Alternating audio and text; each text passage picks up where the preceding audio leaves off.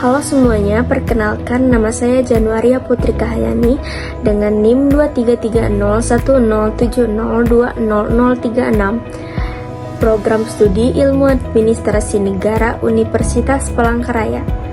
Pada video kali ini saya akan ngebahas tentang bagaimana demokrasi di Indonesia pada saat ini sebagai bagian dari tugas ujian tengah semester mata kuliah Demokrasi dan Hak Asasi Manusia yang diampu oleh Bapak Edward Melioberto, MSI.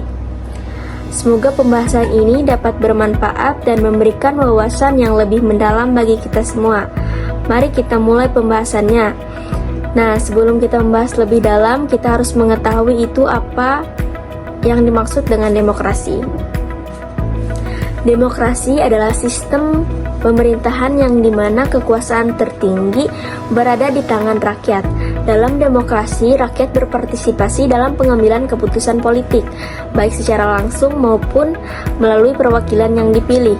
Istilah ini berasal dari bahasa Yunani, yaitu demos yang artinya rakyat dan kratos yang artinya kekuasaan, sehingga berarti pemerintahan oleh rakyat. Demokrasi di Indonesia pada saat ini menghadapi sejumlah tantangan yang signifikan, baik dari segi indeks demokrasi, kebebasan sipil, maupun kualitas budaya politik. Berikut saya akan menjelaskan mengenai kondisi demokrasi di Indonesia pada saat ini. Yang pertama yaitu ada indeks demokrasi yang menurun. Indonesia saat ini berada dalam kategori demokrasi cacat. Menurut laporan terbaru Economist Intelligence Unit, skor indeks demokrasi di Indonesia pada tahun 2024 adalah 6,44 dari skala 10, menempatkan negara ini di peringkat 59 dari 167 negara yang diukur. Tren penurunan ini telah berlangsung selama satu dekade terakhir, dengan skor terendah pada dimensi budaya politik 5,00 dan kebebasan sipil 5,29. Sementara itu, dimensi proses elektoral dan pluralisme mencatat skor tertinggi 7,92, menunjukkan bahwa pemilu tetap menjadi aspek yang relatif kuat. Yang kedua yaitu tantangan kebebasan sipil dan budaya politik. Kebebasan sipil di Indonesia mengalami tekanan, termasuk diskriminasi terhadap kelompok minoritas agama dan kepercayaan, serta kriminalisasi terhadap aktivis dan demonstran. Selain itu, kebebasan berpendapat di kalangan akademisi juga terkendala, terutama terkait isu sensitif seperti konflik Papua. Budaya politik di Indonesia masih didominasi oleh praktik politik transaksional dan polarisasi yang tajam. Yang ketiga ada dinamika politik dan regulasi. Beberapa regulasi yang diterapkan sejak tahun 2015 dinilai menghambat perkembangan demokrasi. Contohnya adalah revisi Undang-Undang KPK dan Perpu tentang organisasi kemasyarakatan yang dianggap membatasi ruang gerak masyarakat sipil. Selain itu, keputusan Mahkamah Konstitusi pada tahun 2023 terkait syarat pencalonan presiden memicu kritik karena dianggap memperkuat kartelisasi partai politik.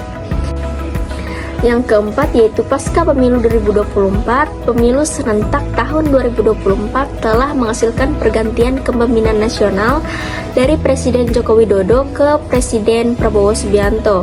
Meski pemilu berlangsung dengan damai, terdapat catatan negatif seperti politik uang, intimidasi, dan mobilitas aparatur negara.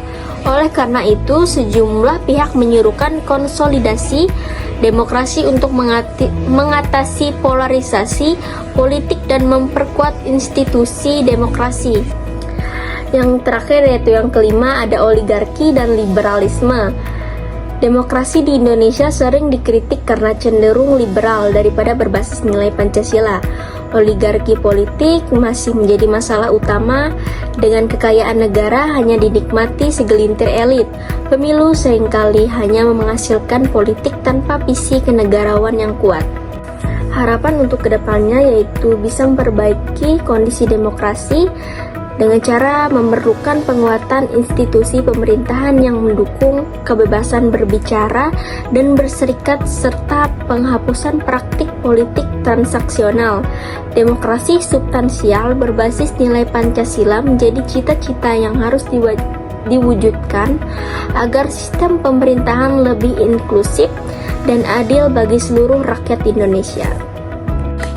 Jadi kesimpulan untuk materi kita kali ini yaitu demokrasi Indonesia saat ini menghadapi tantangan serius, termasuk penurunan indeks demokrasi, tekanan terhadap kebebasan sipil, dominasi politik transaksional, dan pengaruh oligarki. Pemilu 2024 menghasilkan transisi damai dari Joko Widodo ke Prabowo Subianto, tetapi masih diwarnai politik uang dan intimidasi. Untuk memperbaiki kondisi, diperlukan penguatan institusi demokrasi, penghapusan praktik transaksional, dan penerapan nilai-nilai Pancasila agar demokrasi lebih inklusif dan adil. Demikian penjelasan yang dapat saya sampaikan. Semoga informasi ini bermanfaat dan dapat memberikan pemahaman yang lebih baik. Sekian dan terima kasih.